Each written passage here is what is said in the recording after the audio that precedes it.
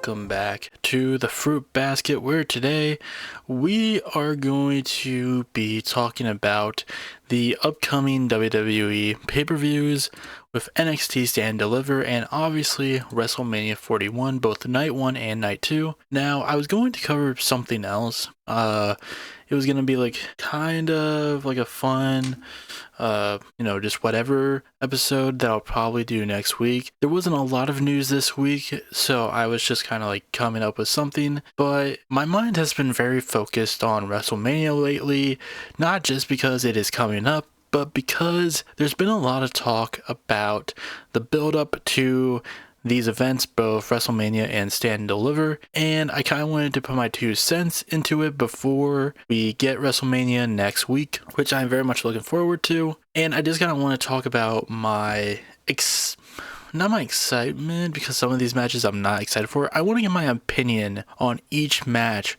we're going to get. Now, there could be some matches that aren't announced yet. I feel like we're going to get some last minute announcements. I feel like we could get a WWE championship, like a WWE tag team championship match. There's one planned for SmackDown before WrestleMania, but I feel like they're going to do a last minute, like, hey, this is also on the card, hopefully. But we'll get into that later. We also have like Randy Orton, where is he gonna go into this match card? Is he gonna be added to the US title scene? Is he gonna face Solo? Where is he going to be in this entire event?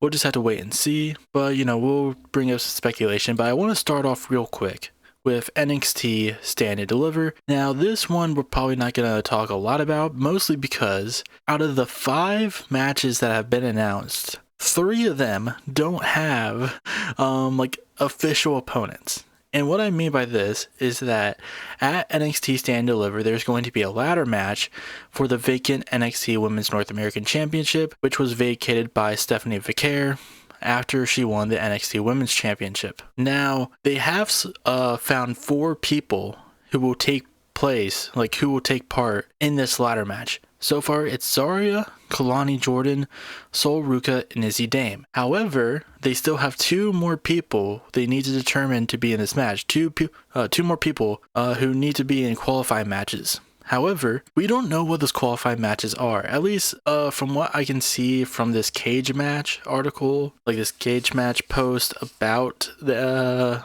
next NXT, we have it shows the number 1 contenders match for the Fatal 4-Way for the North American title and the tag team gauntlet match, but nothing about the qualifiers for the ladder match. I'm gonna try to see if I can find the next one. Maybe cage match just hasn't updated it. Let's see. I don't know if they have. I would hope so. It hasn't been stated who's going to be in it. But they have also said that they're not going to do last chance matches for the ladder match, so everyone who lost their match is not going to get a second chance. And that includes a Fatal Influence, the Meta Girls, Roxanne Perez. She might get a match at Stand and Deliver. She better. I would definitely hope she gets one, especially since she's apparently not called up to the main roster. Roxanne Perez is in this weird space where she should be on the main roster right now. She should be feuding with Bayley. I mean, we'll get into that more so when we talk about WrestleMania, but it's really weird where she's placed right now, especially after the year she had and how she carried that women's division. It just sucks. But I don't know who's going to, win the Women's North American Championship. Again, we don't have all the participants. My guess is going to be Zarya out of the people who have been announced so far. I think Zarya is a great pick.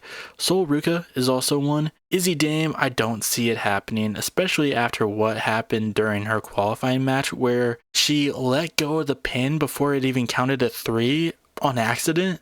She jumped the gun on her victory by letting go of her opponent during the pin, and they still counted it, even though she definitely did not have her down for 3. It was so weird. There was also Kalani Jordan. Now, Kalani Jordan could win it, but I feel like Zarya and Sol Ruka might be the better pick right now. I would like a fresh winner with Kalani Jordan, and it would make her a 2-time champion, which would be cool. But, I think it's time for Zarya. I feel like, out of the trio that they signed at the same time with Julia and Stephanie, I want to see her get some more love. And I feel like she has a lot to offer for this division. even though I do like what she's been doing with Sol Ruka, I would like to see her stand on her own with the Women's North American Championship. Also, Fraxium will be defending their tag team championships against a undetermined winner. They need to win a gauntlet match on NXT. Right now, the participants for that gauntlet match are Josh Briggs and Yoshiki Inamura. I would love to see them win, just to see a raid match between those two teams. I thought their match at Vengeance Day was great, but I feel like they're probably not going to go for that.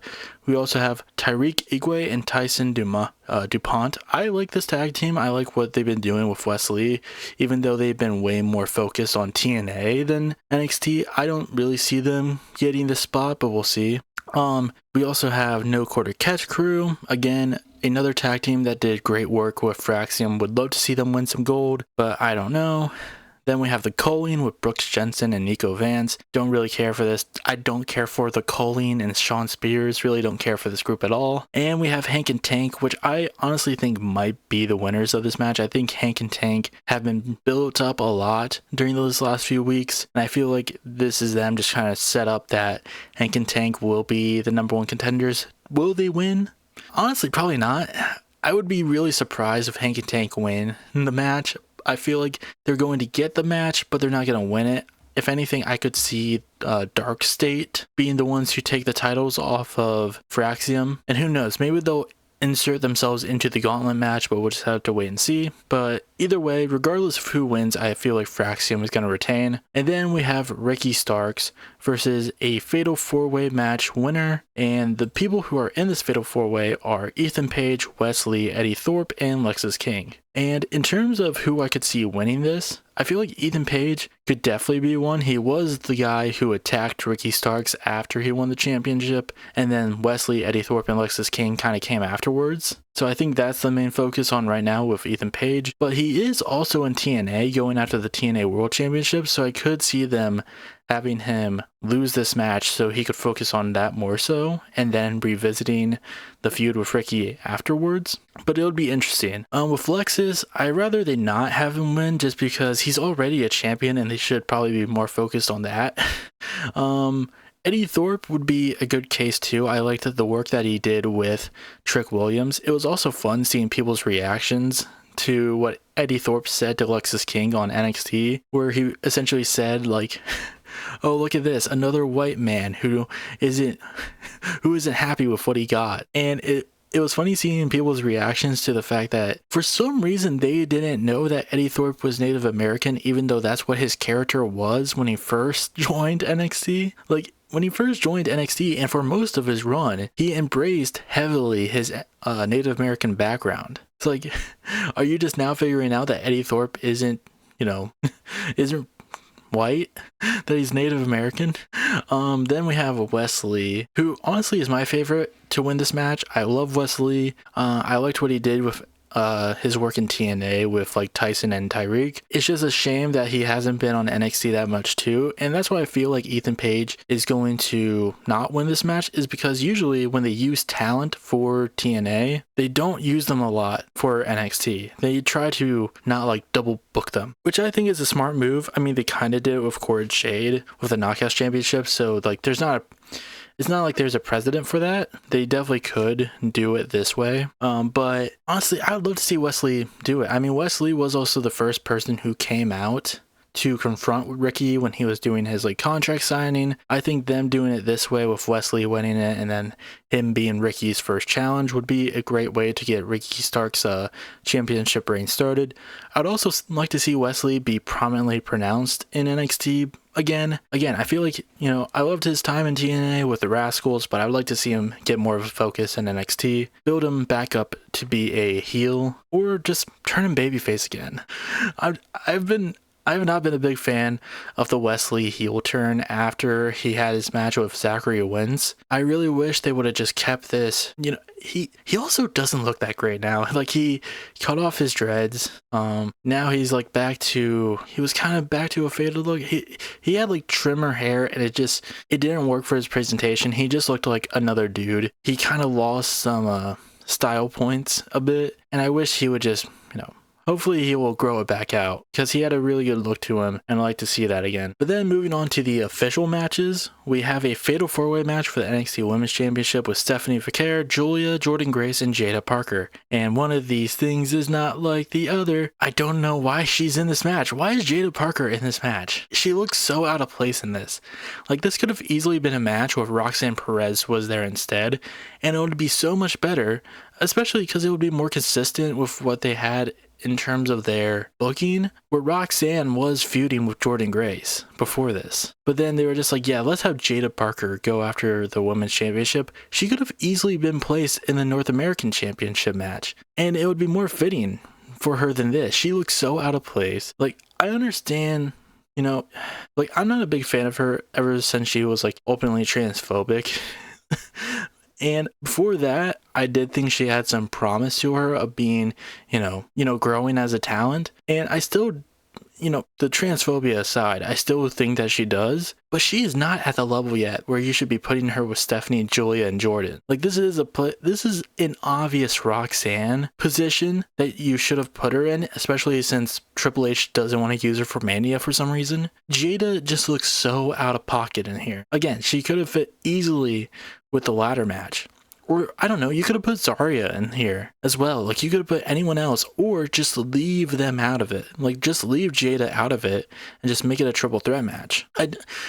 And I don't know why they didn't do this. Maybe because they didn't want to have 2 triple threat matches. But, like, I saw someone post on Twitter that when you look at the Women's World Championship with Rhea Ripley, Io Sky, and Bianca, they were like, it would have been awesome if they left Jada out of this match, so then you would have had a match this Mania weekend, which would have been the Triple H Big 3 women, which is Rhea, Io, and Bianca, and then Shawn doing the same with his new Big 3 in terms of the women's division with Stephanie, Julia, and Jordan. I feel like it would have been some pretty cool symbolism, and unfortunately we just didn't get that. Again, she just looks so out of place. It's going to be a good match, but like, she is just not needed here. You could have had this be the case where like Jordan beats Jada, because the match to determine who was going to face Stephanie ended up in a no contest, and they could have just changed that for Jordan going over, so now it looks like they're setting up Stephanie versus Jordan,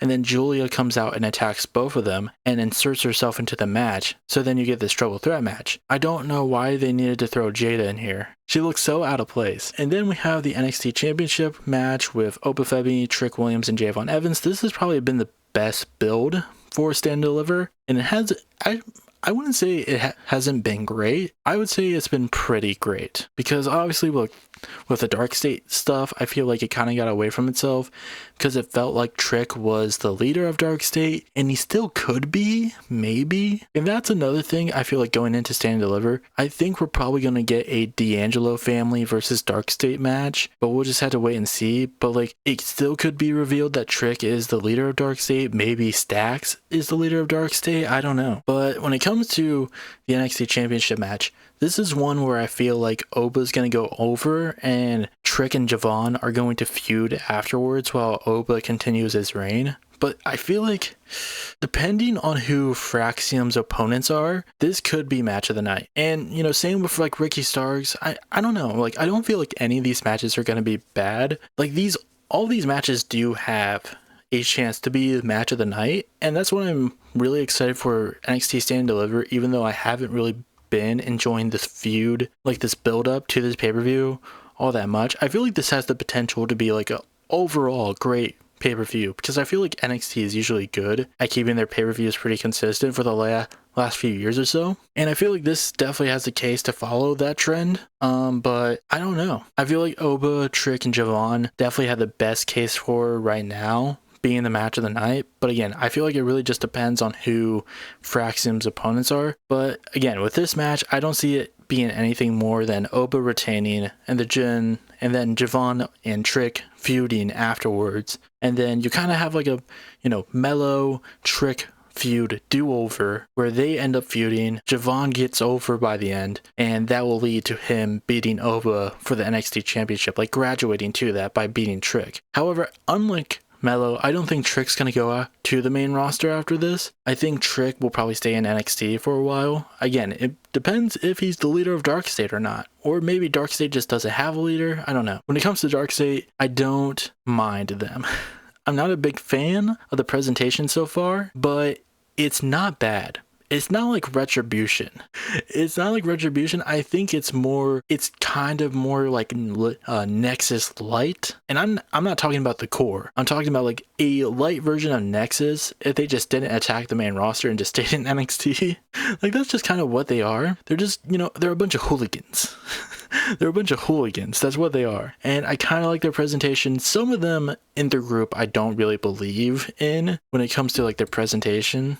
There's like one person, I'm forgetting his name. I don't remember all of them so far. I know Dion Lennox is in it, and I think his presentation hasn't been half bad. But like Shaquan, I don't know how to say his name. Shaquan definitely has a great presentation with the group, but it's like Cutler James and Osiris Griffin, who are like the two, which is like they kind of feel a little bit out of place, but they also don't feel like the big parts. Like, they don't feel like the big members of the group either, so I think it's okay. Like, Dion and Shaquan feel like the bigger parts of that group, and hopefully they go with that going forward. But it's going to be interesting to see how this group is going to be presented, especially if they even get a match for Stand and Deliver. But we're going to leave the Stand and Deliver part right there. That went on a little bit longer than I expected. So we're going to get into the WrestleMania part of this episode. Who knows? This could be a very long episode, because again, I'm going like match by match and giving my opinion on it, so it's gonna probably take a while because we have a lot more matches to go through. Starting off with the night 1 matches and the WWE Women's Championship match with Tiffany Stratton and Charlotte Flair. This was a match that I felt like, as soon as Charlotte Flair was announced to be in the Royal Rumble, that we were definitely going to get for this year's WrestleMania. I don't think anybody else had like any other like booking decision that they would probably go with outside of this match, because it's just, it's like, obviously this is the match you should do, Tiffany versus Charlotte. And this went down a weirder route than I thought it was going to. Definitely did. I felt like it got really repetitive during the beginning of the feud, and going back to something I saw on Twitter, I saw someone, I forget who it was, but I remember seeing the tweet that was like, I feel like this WrestleMania build would have been better if WrestleMania was closer than what it was, like if it was at an earlier date, so they wouldn't have like a bunch of repeat segments what they did week to week. And I feel like that's definitely true, because like so many Charlotte Tiffany segments, like their feud week to week has felt like them just attacking one another until we got those promo battles. And then it was very clear that like, they were just going at it. Like that promo they had in the ring, that promo battle they had in the ring made this feud so much more interesting, not because of like, oh, it's gonna make this match great. To me, I always thought this match was like one that could either be very disappointing or very good, because I feel like Tiffany and Charlotte are just those kind of, especially Charlotte is like that kind of competitor where it's like, if she wants to have a good match with you, like the match she had with Rhea, she will have a good match with you. But if she doesn't really care for you, and you could definitely tell that with some of her opponents, she won't put the effort into it. She kind of is the John Cena of the women's division a bit, because you can tell when John Cena does not care to be in the ring with someone. We saw that with his Austin Theory WrestleMania match. You could just tell he was like, okay, I'll do this. You could tell he did not care. And with Charlotte, this could be one of those cases where it's like, is Charlotte going to care? Maybe, hopefully. I hope she cares, because I feel like with Tiffany, they are kind of a match made in heaven, where I feel like they could work perfectly with one another. Or it will be a disaster. Who knows? But then we have the Gunther versus Jey Uso match for the World Heavyweight Championship. Now, this feud, it started out, I felt the same way that I did with the Tiffany Charlotte feud, where it's like, it got really repetitive. It was cool to see Gunther have championship matches with like Axiom, have matches with Tozawa and Otis. That's when I feel like the feud kind of got better, but it didn't feel like it was that important. But then the Jimmy match. But then Jimmy got involved. And Jimmy deserves so much praise for saving this feud because he made it so much more interesting. He made it so good by sacrificing himself. That beatdown that Gunther gave Jimmy when Jay was zip-tied and was forced to watch, just yelling at Gunther, watching him destroy Jimmy, bloody him up, saying he was going to kill him. It was so good. And then the promo they had this week, this last Monday, where Gunther comes out, says nothing. Jimmy comes out, no yeeting, no yeets. And it's just like, I'm going to pray for you. I'm going to pray for you. If like, ask the Lord for forgiveness for the man I'm gonna become. It was so good. And it almost got ruined because the crowd kept eating during the promo and Jay was constantly trying to tell them to stop. He was like, look, I got some real shit to say, all right? Stop eating, right? No yeets tonight. It was so good. It's what this feud needed. It's going to be interesting to see what they do on Monday and to see if they kind of keep the same presentation for WrestleMania because like he's going to yeet at WrestleMania. Like he's going to do the yeets. And I feel like that's fine. Like, obviously, it's the grandest stage of them all. Having a stadium full of people, you know, yeeting with Jay, you gotta do that. I wonder what they're gonna do on Monday, though, to follow up that promo. Because that's a hard thing to follow. But I feel like he can do it. Like, this is right-hand man, you know, main event Jey Uso. This is Bloodline Jey Uso that we saw last Monday. And it was just so good. And, like, even with my problems with this feud, I never turned on Jay. Like, I feel like the people who, like, you know, were hating on Jay kind of turned on him. The same people who wanted him to break out. To me, those were always just the people who, like, hated fun. Who just, like, no, everything's got to be, like, technical. You can't have actual fun. Sort of wrestling fans, like the purists, who get kind of annoying. But, like, I can see why people were not a big fan of this feud because it just kind of seemed very by the numbers until we got that. Like, I feel like I understand why they weren't a fan of this feud because even I wasn't loving it, but that really saved it. And I feel like it's going to make this match great. And honestly, I do think this is going to be a great match. I really do. I feel like people sometimes underestimate Jay. Like, I understand. Like, I feel like he is a really good competitor. It's just, you know, he does, when it comes to, like, the weekly matches, I can understand why he's not, like, doing 100 every time. You know, you want to save the big stuff. And I feel like some people just, I don't know, whatever. We're just gonna move on from this. And we'll be moving on to Jade Cargill versus Naomi. Now, personally, I think this match should have a stipulation, but this feud has been pretty good. It's been really good, especially with, like, the promo that Naomi did on SmackDown this last Friday. I think this build has been pretty good. I'm not so disappointed in this because I don't think this feud is going to end here. I don't think Jade and Naomi are just going to do this one-off match and then just go their separate ways. I feel like this is going to be a feud that goes past WrestleMania. Like, I don't think you could just end this here because I feel like you could get a lot with Jade and Naomi with this feud if you just continue it. And I think they definitely need to. But in terms of the match itself, I mean, they're two good competitors. Jade, you know, she's still, you know, she only has like a few years under her belt. But Naomi is a veteran. She's a legend. Despite, you know, not really having the accomplishments that normally legends would have, she still has a fair amount of accomplishments. And she has been here. Been in the industry for, you know, over a decade, and it shows. She has the experience. I feel like this won't be a carry. I don't think Naomi will carry Jade. I think that this will be a good test for Jade to face off with this person who has been in the industry for so long to see where she really stands on her own now that she's not with Bianca. And then we have the World Tag Team Championship match between the War Raiders and the New Day. This was obviously going to happen when they did the DQ finish on Raw, which was very lame. Because, like, the War Raiders that got themselves DQ'd for some reason. Also, Tony Hinchcliffe was on commentary, and that blew. He is so bad. And the fact that, like, God, people just need to realize he's not funny. I'm sorry. Tony Hinchcliffe is just not funny. Tony Hinchcliffe only seems funny because he has a show where he platforms funny people. That's it. He is such a bad comedian that he needs actual funny comedians to make him look good. That's what Kill Tony is. That's what his show is. He's not a funny comic. Nothing he said during this match was even remotely funny. It just, and not in a term like, oh, it was offensive. No, it was just cringy. That's the thing. Like, nothing he said was necessarily offensive outside of that Big E comment when he like commented on Big E's next. Like, that was the only like offensive thing where it's just like, dude, like that would get you jumped by some people backstage. I feel like there were definitely people who I feel like just wanted to punch him in the face. Like, there's no way, especially with like Kofi and Xavier. Like, that's their boy. There's no way the second they heard about that joke, they didn't want to like slap the taste out of his mouth. But like, anytime he tried, like Michael and Pat did not laugh a single time. Like, they didn't laugh a single time he tried to like tell a joke, and they're supposed to try to like gas him up to be like, yeah, this is the guy who's gonna host the roast of WrestleMania. This is him. This is our host.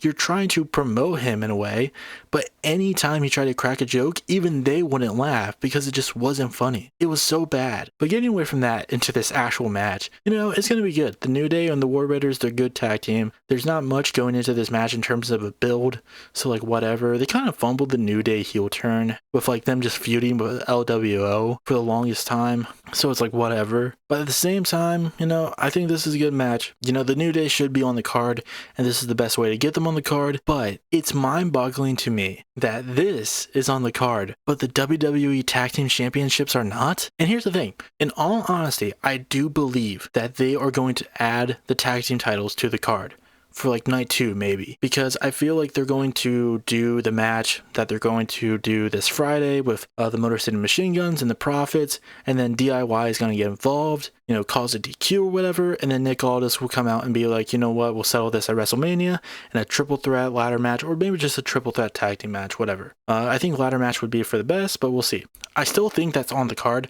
I don't think they're just going to leave this off because, the DIY storyline going on with them, I feel like they have to be getting involved with this match, or it's like, what are you doing? So I don't think this is going to be, I do think they're going to be added onto the card. To me, it's just like, maybe though. Like, maybe they fumble this and not add it onto the card. And it's just a little weird that this match was announced, unceremoniously, by the way, but like a tag team division that has had months of build up, months of like, feuding and like pretty good booking overall. Like the SmackDown tag team division has been pretty well booked over the last few months. To do all that booking, to do all that build up and really building up these teams and showing what they can do, only to not even have a match announced for them already, it kind of sucks. Like, they could have just had, like, okay, we're doing the Profits versus the Motor City Machine Guns at WrestleMania, and then DIY just get themselves into the match. Like, that's it. But I guess not. But we'll see. Again, I still think it's going to be on the card, because when it comes to night 1, there's like 7 matches, and night 2 has 6. You can definitely fit like 1 or 2 matches in there. And one of them could be the Randy Orton match. But again, you could still fit it in the WWE Tag Team Championship match. We might as well speak about the Randy match next. Because I definitely could see him being added to the United States Championship match with LA Knight and Jacob Fatu, but I feel like there's some routes they could go with it. Honestly, I feel like next week it would be best for them to just have Randy Orton go out into the ring and be like, I'm doing an open challenge. Whoever wants to fight me can fight me. Then maybe Solo answers, maybe Carmelo Hayes answers, maybe Aleister Black answers. Just saying. Aleister Black, do it. Do it. Have Aleister Black return? I don't know. But like with Randy, just do whatever. Just give him a match. I saw some people who were disappointed that Solo could be his opponent, but like whatever. I like Solo, whatever. I just hope he has a match, and more than likely he will. But he could also get added into this match. We'll see. But with LA Knight and Jacob Fatu, to me, this is just an easy Jacob victory. I feel like I feel like LA Knight as champion would have meant a bit more if they just didn't like have him drop into Nakamura. But whatever. This match probably will be pretty fun. I'm not expecting a lot out of it, but again, I feel like this is going to be an easy Jacob Fatu victory. And then moving on to the next match, we have Rey Mysterio versus El Grande Americano. And can't you tell how much I love this gimmick by the sound of my voice? This was just such a monumental fumble for WWE. Why not just make Chad Gable like a luchador killer? Like, he's just going on a tear being like, I'm taking down all the luchadors, I'm gonna beat them all, I'm gonna end Lucha Libre. And then Rey Mysterio is like, no, you're not gonna do that, I'm the GOAT, I'm the greatest luchador of all time, and I'm gonna stop you. And then they do a singles match at WrestleMania with Chad Gable and Rey Mysterio, because this is Chad Gable's first ever singles match at WrestleMania, by the way. And it's him in a goofy-ass luchador mask. Like, what? But I feel like this match is going to be pretty by the numbers. Ray beats El Grande Americano, tears off the mask, reveals it's Chad Gable, and then we act like it doesn't, like this didn't happen on Raw next time. This is just too silly. I hate this. Like, at first I was like, okay, this is kind of funny, but it wore off very quickly, especially when they did the AI like video package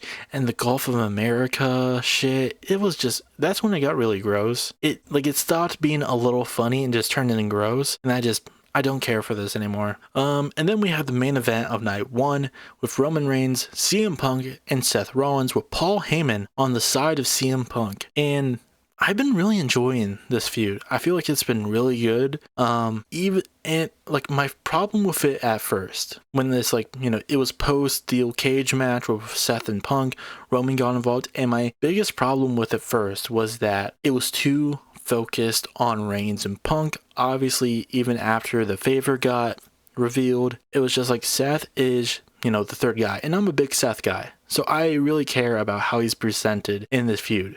Seth is my GOAT. I gotta say it. Seth is my GOAT. So I was really worried how he was being presented into this. But that promo he did on Raw, where he came out and antagonized Paul, so good. And even before this, me and my friend were talking. The friend that I did the Royal Rumble reaction video with. And I told him that I think Seth is going to win this match. I don't think Punk is going to win this, because I think he's the dark horse winner, Seth is. Because with this feud, so much of it is basically Roman versus Punk, with Paul Heyman in the middle, that I think Seth is going to use this to get to both of them. And, he's going to use this to his advantage, because when it comes down to the Paul Heyman, portion of this feud, Seth has nothing to lose. He has the least amount to lose out of all of this. Seth does. And I think that's what's going to make him the victor of this match. Because, what does it matter to him, who Paul Heyman is with? To him, he just needs to beat down two people that he despises. That's it. And I think that's what's going to give him the edge over Punk and Roman, especially now we know that Paul owes him a favor. And I've seen some people criticize the fact that Paul even owes him a favor now to begin with, because, I could see why people have a problem with it, but I don't. Because I kind of get where they're trying to go with this. Because essentially what happened on Monday Night Raw is that Seth came out when Paul Heyman was in the ring and was like, Paul, I could just make this go away for you. If you don't want to pick who you got to side with, I could just take you out. I could curb stomp you right here, right now, and you won't have to deal with this anymore. And, Paul didn't want that to happen.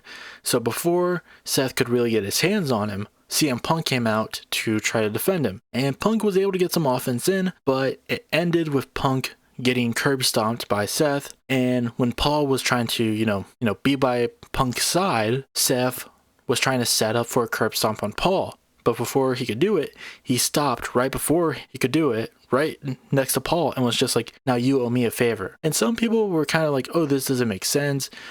Oh, he owes him a favor because he didn't stomp him. Just because he decided to spare him, that's why he owes him a favor. And I think it's a little bit more to that. I don't think it's oh, I spared you, therefore you owe me something. I think it's more of Seth trying to use the fear that, Heyman fearing Seth to his advantage, because now that he knows that Seth doesn't have any problems with taking him out, he's probably going to be more accepting to helping him, to giving him something so that he doesn't take him out. I don't know. That's how I perceived it. I could be wrong. It depends on what the favor is. I feel like the favor is going to be Paul turning on both Punk and Roman. And who knows? Maybe he will become a Seth guy. Maybe him and Seth will team up. But I don't think that's going to be the case. I don't think Seth needs Paul Heyman. I mean, Punk doesn't either. And neither necessarily does Roman now. But we'll see. I don't know. I don't see Seth and Paul teaming up anytime soon. The only time I feel like we could have gotten a Paul Heyman Seth Rollins partnership was probably back in 2015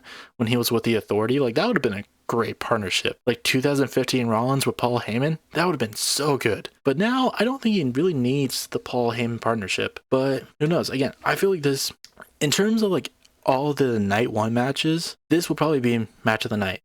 it's going to have great moments, great wrestling, but ultimately I think Seth Rollins is going to get the victory. I think he's going to, pull one out because again, he doesn't have much to lose by losing this match, but he also doesn't gain anything by winning this. By like losing it, I mean, like him winning this match would probably be more than Punk and Roman winning, because Roman doesn't need the win. Really, he probably doesn't need to win another match for the rest of his career, if we're gonna be honest. I mean, he still should every now and again, but not this one. And Punk, I feel like this would be a great way for Seth to get away from Punk and Roman, like, because Seth has beaten Punk with the steel cage match, but it was a technicality because Roman pulled him out when he really wanted to beat Punk on his own. And I feel like him getting the victory over Roman and Punk, it would give some payback with Roman hitting him with a steel cage with a steel chair from last year. It will finally get him a victory over Punk. But with no technicalities. And I feel like post WrestleMania,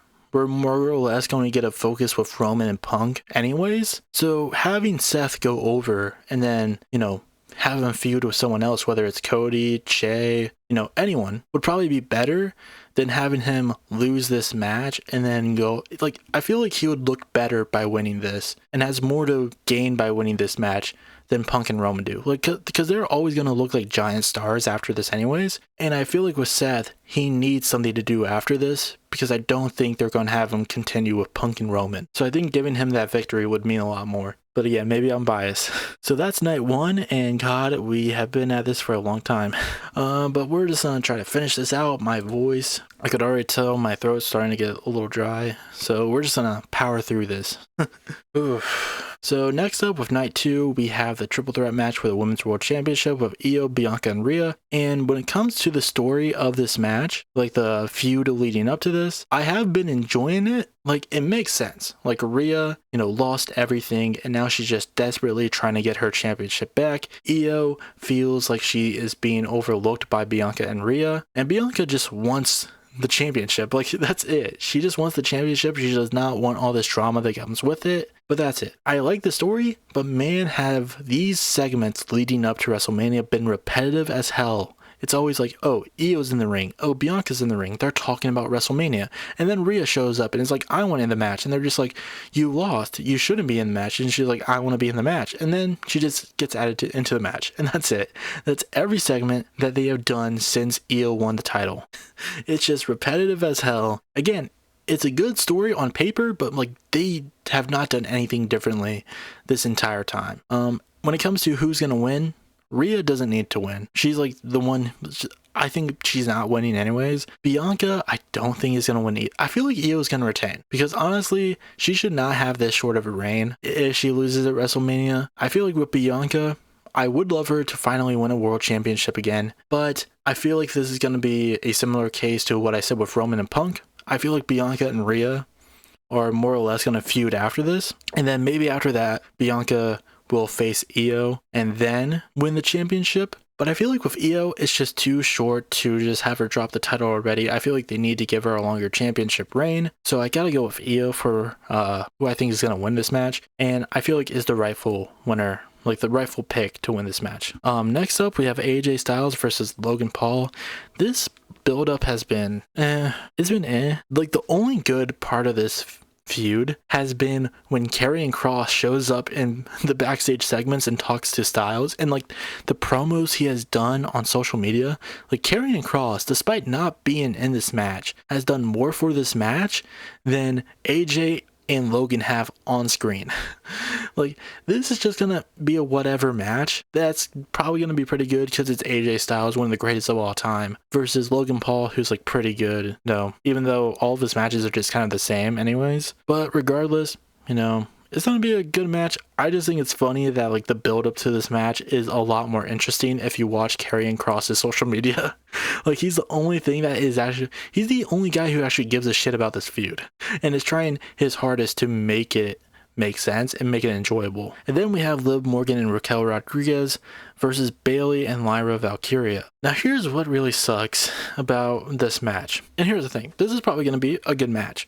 All four women in this match, save Raquel Rodriguez, because I wouldn't say she's on like a Bayley or Lyra or Liv, level of talent, but she's not, I don't think she's bad. I I don't mind her. But this is going to be a pretty good match, in my opinion. I think this is going to be a pretty good match. My only gripes with this match is that this should have been Alexa Bliss and Nikki Cross in this match, because they kind of, if you like watched the Royal Rumble and Elimination Chamber, it seemed like they were going to have Alexa Bliss feud with Liv in some capacity. So why not have her team back up with Nikki with the Wyatt Six and then go after the tag team titles?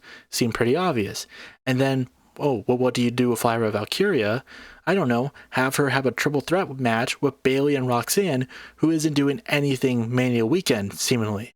You know, that way you could have these women's mid-card titles that you introduced like a couple months ago in a prominent pay-per-view role, because they have not been defended on a pay-per-view at all since they've been introduced. Like, none of those women's titles have been defended on a pay-per-view. The women's United States Championship has not been defended and is not going to be defended on WrestleMania, and the feud right now isn't really good anyways, honestly. It's not great.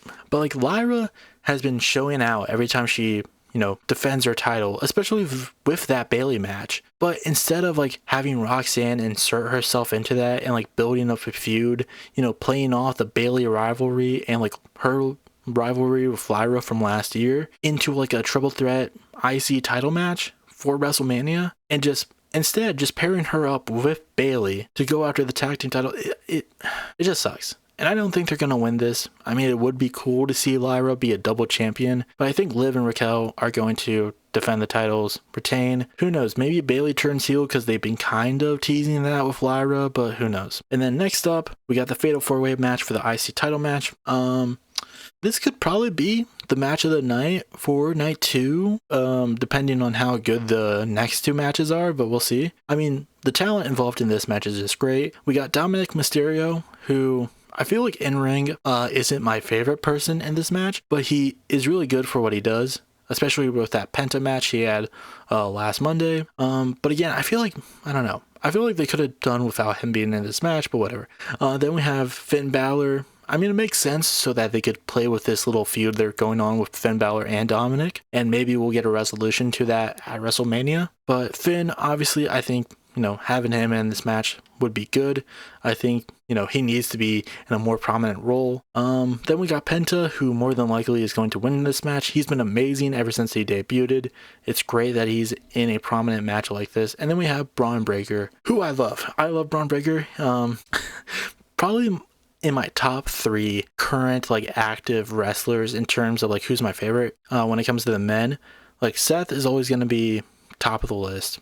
He's my goat. But Braun would probably have to be number 2. Braun would definitely be number 2. Number 3, I feel like it flip-flops between a lot of people. If there was anyone who would, like, you know, compete for number 3, it would probably be like Penta, Obafemi, who else? Jacob Fatu. Like, it's constantly changing, but my number 2 would definitely be Braun Breaker. I've always loved Braun Breaker ever since he first debuted. I'm a big Steiner guy. That's the thing. I'm a big Steiner guy. Okay, I love me a Steiner, and Braun Breaker is one hell of a Steiner. He's probably the best one out of like Sky and Rick. But then we have the Damian Priest Drew McIntyre match, which I have seen a lot of people turn around on. Their match is going to be a Sin City street fight. I saw so many people hating this like build up, hating the idea of these guys having a match. And look, history has vindicated me, okay? I have said that this match, people are over-hating it, and look, people have turned around on it. History has vindicated me. You know, this is why you don't follow sheep, people, right? This is why you don't follow the sheep, okay? Look, and I understand why people had problems with this. They wanted Drew McIntyre to, you know, feud with Roman, because that made sense with the whole Bloodline Hunter stuff. I would argue that this does also make a lot more sense in a way. I don't have the time to get into this. This video is already long enough as it is, but who knows, maybe I'll make another video about it. I highly doubt this.